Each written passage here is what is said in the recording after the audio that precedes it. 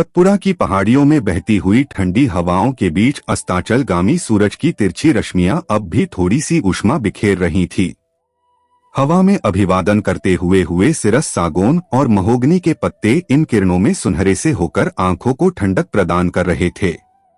नीचे गहरी कटी चट्टानों के बीच बहती नदी के किनारे एक बड़ी चट्टान पर अध लेटे से उस व्यक्ति पर जाकर शहर से आई हुई रंजीता की नजर थम कर रह गई।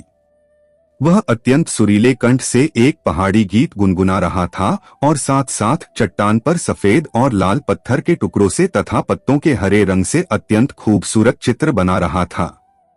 रंजीता ने यूं तो कई बड़े चित्रकार देखे थे और गायक भी, पर इस खूबसूरत ग्रामीण युवक के द्वारा बनाई गई पेंटिंग ने तो मानो उसका मन ही मोह लिया। उसने ध्यान से अपनी कला में लीन इस व्यक्ति को देखा। यह 26-27 वर्ष का एक गौर वर्ण सुंदर कंजी आंखों वाला लड़का था, जो पैंट शर्ट पहने हुए था और सूरज की किरणें उसके उन्नत चौड़े ललाट को गरिमा प्रदान कर रही थी।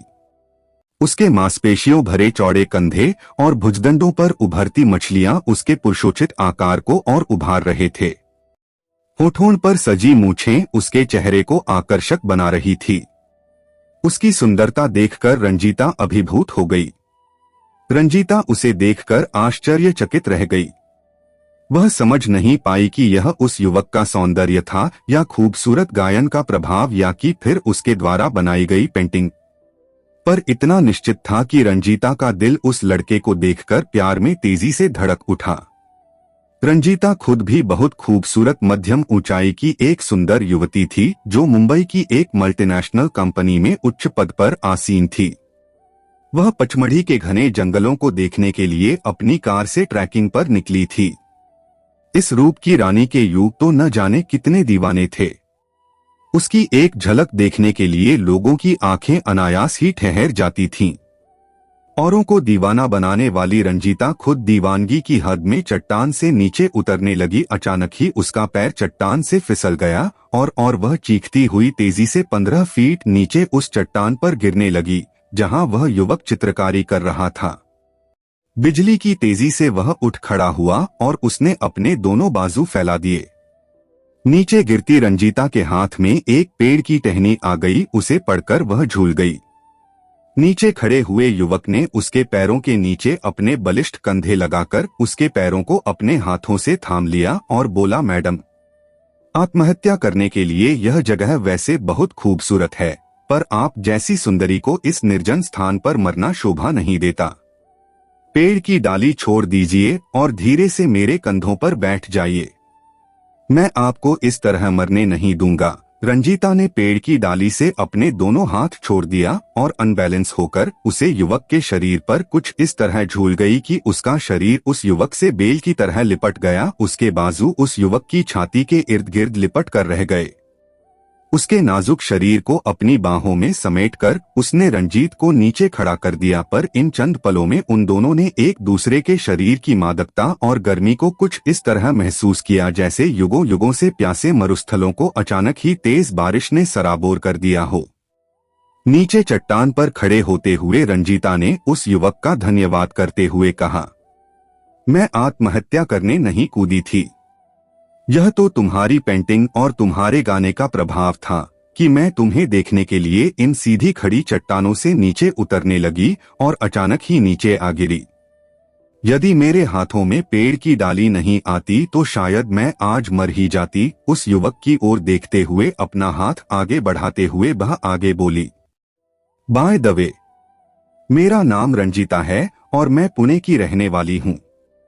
मुंबई में नौकरी करती हूँ और पचमढ़ी की इन पहाड़ियों को देखने की अभिलाषा मुझे यहाँ तक ले आई। युवक ने अचकचाकर रंजीत का आगे बढ़ा हाथ अपने हाथ में थमते हुए अपना परिचय दिया, मैं रमेश हूँ। यही पास में मेरा गांव है। मैं कक्षा 10 तक पढ़ा हूँ। इससे आगे पढ़ने की इस ग्रामीण क्षेत्र में सुविधा नहीं थी। इस कारण मैं आगे नहीं पढ़ पाया और अब मैं यही गांव में खेती करता हूँ। यह भी ठीक है, तुम्हारे माता पिता तो तुम्हारे काम से बहुत खुश होते होंगे, रंजीता ने कहा। एक गहरी सांस लेकर रमेश ने कहा, मेरे मम्मी पापा तो मुझे कब से अकेला छोड़कर इस गहरी नदी के बाढ़ में समा गए। अब तो बस मैं अकेला हूँ और मेरी खेती यही मेरे जीवन का सहारा है। तुमने इतनी सुंदर चित्रकारी और गाने की कला कैसे सीखी? मेरी माँ बहुत अच्छी गायिका थी और मेरे पिता बहुत अच्छी चित्रकारी गांव की दीवारों और इन चट्टानों पर किया करते थे। उन दोनों के कारण यह गुण मुझ में प्राकृतिक तौर पर ही आ गए। कहते हुए रमेश मंद मंद मुस्कुरा उठा। रंजीता रमेश की सादगी से बहुत प्रभावित हुई और उसने रमेश से पूछा, अच्छा रमेश, यह बताओ क्या तुम मेरे साथ मुंबई चलना चाहोगे? लेकिन मैं मुंबई में करूंगा क्या? सुना है वहां तो खेती भी नहीं होती है, सिर्फ मकान ही मकान है। वहां तुम्हें कुछ करने की जरूरत ही कहाँ है। बस तुम बैठकर वहां गाने गाना और खाली समय में अपनी चित्रकारी करते रहना। मैं तुम्हें बहुत से कलर लाकर दे दूंगी और कैनवस भी। और बचे हुए समय में तुम्हें बस मुझसे प्यार करना है। लेकिन प्यार से तो पेट नहीं भरता, उसके लिए कुछ तो पैसे चाहिए जो मेरे पास नहीं है। पैसे की तुम्हें क्या जरूरत है?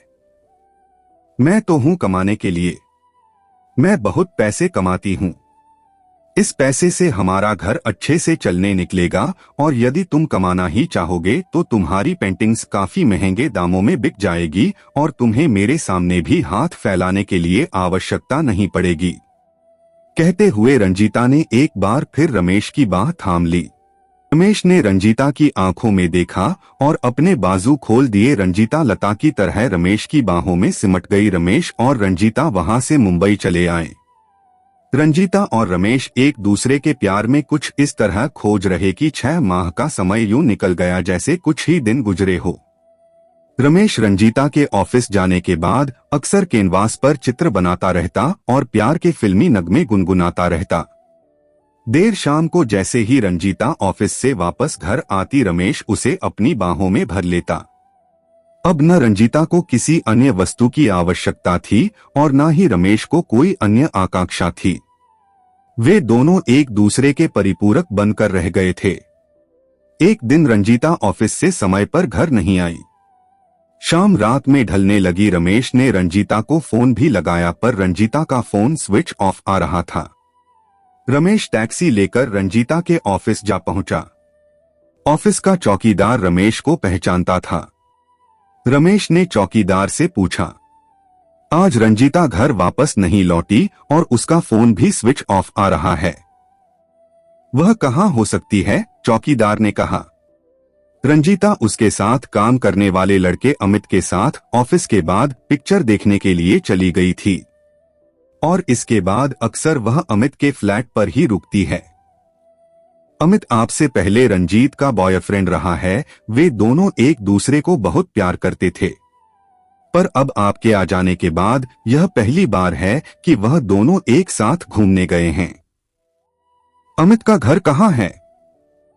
क्या तुम मुझे उसका नंबर दे सकते हो? चिंतित सा होते हुए रमेश बोला, हाँ हाँ क्यों नहीं।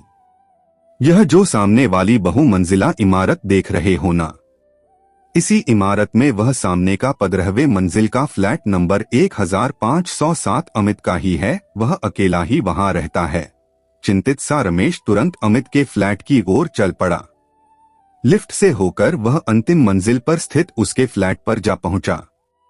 रमेश ने फ्लैट का दरवाजा खटखटाने के लिए जैसे ही दरवाजे को हाथ लगाया, भूल बस अनलॉक रह गया। दरवाजा बिना आवाज किए अंदर की तरफ खुल गया। अंदर बेडरूम से कुछ अजीब सी आवाज आ रही थी। किसी अनहोनी की आशंका से आशंकित रमेश दबे पांव बेडरूम की ओर बढ़ा। बेडरूम का दरवाजा थोड़ा सा खुला हुआ था। उसने वहां से अंदर झांक कर देखा। अंदर का दृश्य देखकर उसके पैर वही जमकर रह गए।